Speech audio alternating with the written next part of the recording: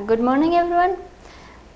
When I went to visit my friend one day, I saw a woman sitting in the yard amidst of piles of clothes and a man over him. I was curious to see what was going on because the woman's head was inside the basket.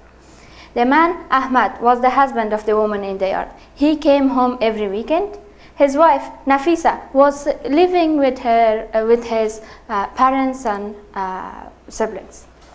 During the weekend, Ahmad would hear his sisters complain, and after the complaint, he would punish his wife. Today's punishment for Nafisa was to drink the dirty water after washing his dirty clothes.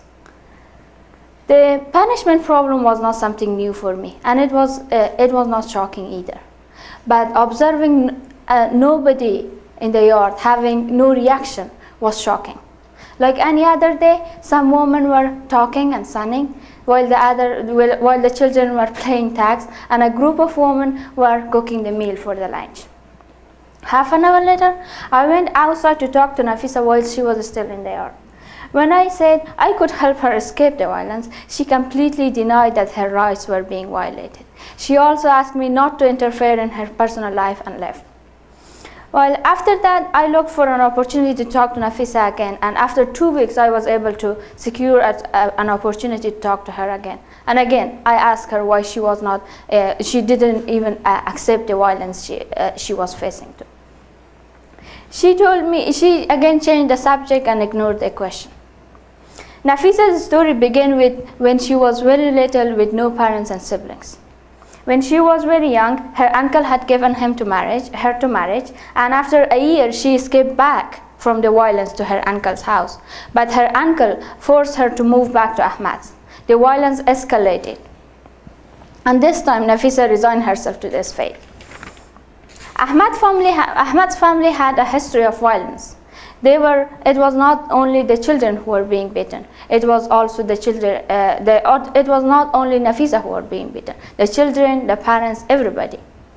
It became like an eating meal. It became a really daily normal life and really normal routine for them, that it became invisible to everybody and to Nafisa herself. I had 3 questions spinning in my mind. The first one was, what option did her uncle have? I mean Nafisa's uncle. Well, for a man who was raised in a tradition, it is far more easy to ask Nafisa to tolerate the violence instead of damaging his reputation.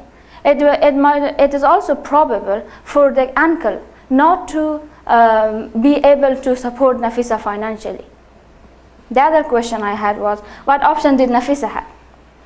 An ideal solution for Nafisa is to live independent. But for a woman like Nafisa, who does not have any resources and who is not educated, it's almost impossible to find a job. The 3 options she was remaining was that she could either commit suicide, become a prostitute, or resign herself to this fate.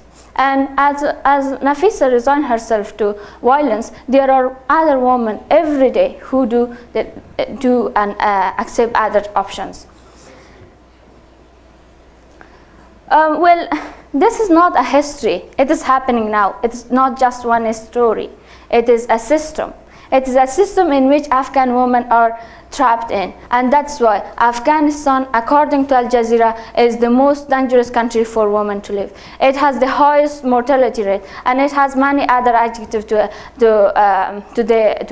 Afghanistan has many other adjectives attached to it, like the biggest producer of opium in the world. The hardest question, however, was, how could I help? The answer I got surprised me, myself even. It was, no, I couldn't help her anyhow. I couldn't help her financially over her lifetime. The only thing I could have done was to take her from her Ahmad's house and put her in the shelter, where she could be in the first opportunity she could have given to marriage again. Well, the cycle would continue. The only difference this time would have been that Nafisa could not see her children. It's a tradition for Afghan women to have some handicraft skills. So I and my friend created Afghan Women Handicraft, where we order designs where we order designs and women make it, and then we buy it 10% more than they would sell it in a local market. It makes women independent, gives them authority, and decrease violence against them. Nafisa did not, I will repeat, Nafisa did not need to escape the violence. She could defeat it. She could defeat the violence. Making a financial contribution in the family gives women authority, and authority, giving authority to make decisions, and the decision makers are being respected. Even if the woman, even if Nafisa was not able to be respected from the family, she could live independently. One of the advantages of Afghan women handicraft is that it is consistent with the family tradition. It is organized by girls. The women don't need to get out of their house to work. It is a sustainable job. It does not require fixed hours. This eliminates the excuses men give to women while they are being asked to give permission to their women to work. And over time, the woman could get more orders and distribute it among their friends, which makes her practically a manager.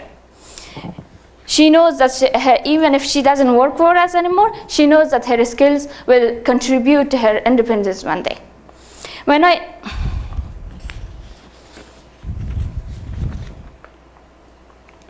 Okay, thank you. That was it.